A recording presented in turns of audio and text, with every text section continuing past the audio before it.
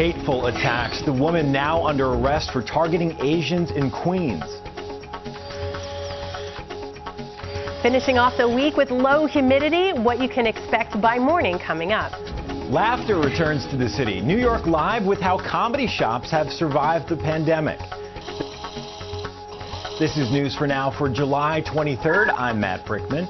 A woman in Queens is now behind bars for a spree of violence, targeting Asian Americans seemingly at random.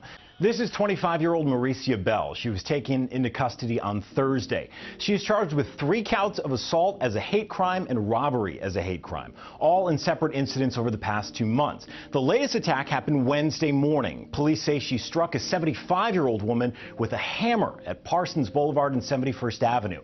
The NYPD says Bell previously assaulted 3 others, including a woman inside a Pomona bodega. I don't understand it. I really don't. Why they pick on an Asian American, especially old women. Yeah, I mean, it's crazy. I mean, you got to have law and order. I mean, you commit a crime, you go to jail. Simple as that. Cops tell us Bell has 5 arrests on her criminal record, including an assault as a hate crime back in March.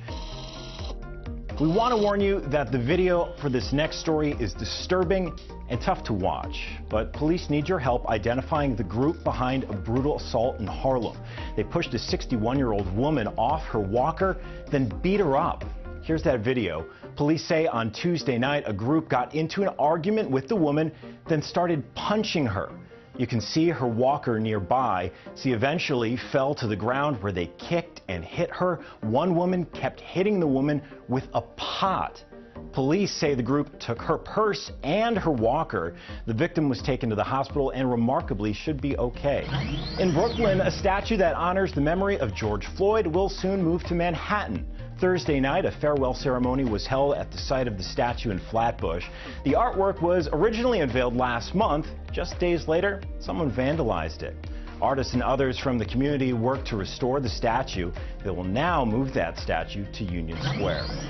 The fire that damaged a popular ride at a New Jersey water park is now being called suspicious.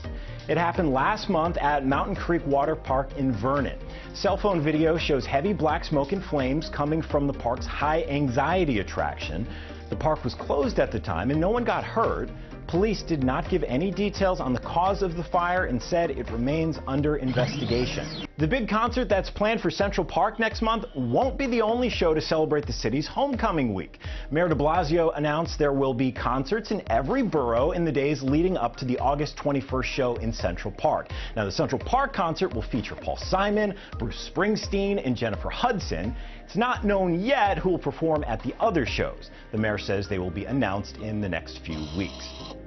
A break in the humidity, and Maria, this will be a weekend to get outside. It really was a great wrap-up to the week that started warm and muggy, hazy, but it's comfortable. Low humidity straight through this evening.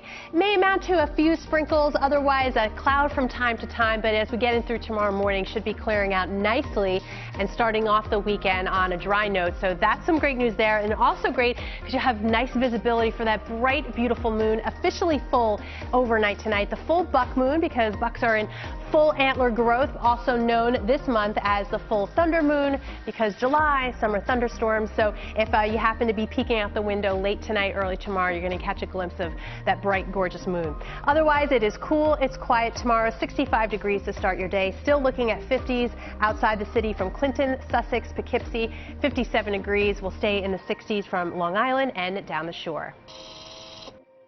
After a rough year, everyone needs a laugh. New York Live with the comedians and comedy shops that have weathered the pandemic. Comedy is back. Caroline's Here was the first major live entertainment venue to open up in the theater district, and now with so many clubs open, comedians are busier than ever. I don't know. I get insecure about like the little money that I make. Like I got stuck in this conversation recently with a couple of wealthy people. And one of them asked me how my investments were doing. I told them both avocados should be ripe by tomorrow. Matt, comedian, working comedian, talk to me what it was like locked down, like just kind of losing your job for a year, really. Yeah, it was tough. It was tough. It was tough for every comic. I did a lot of like social media stuff, but besides that, the actual business side and the performing, I mean, it's slowed down to almost a complete stop, you know. Going back to shows, people in person, how do you feel just getting back to how it once was? Yeah, it's weird because you have this, I'm sure you know, like you get this thing of like, can I still do this? Yeah. You know, it's like a little scary, but once you get up there, it's cliche, but it's really like riding a bike, you know, like the first, maybe in the very beginning you're a little uneasy, but then it just kind of picks back up and you kind of get, you know, you get the rhythm back and you're all right.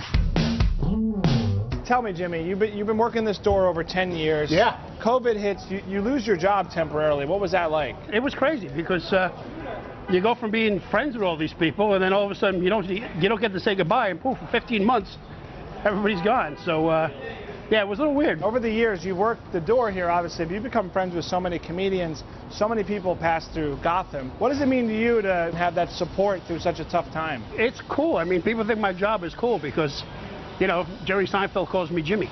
You know, like he knows your name. I go, yeah, it's kind of cool.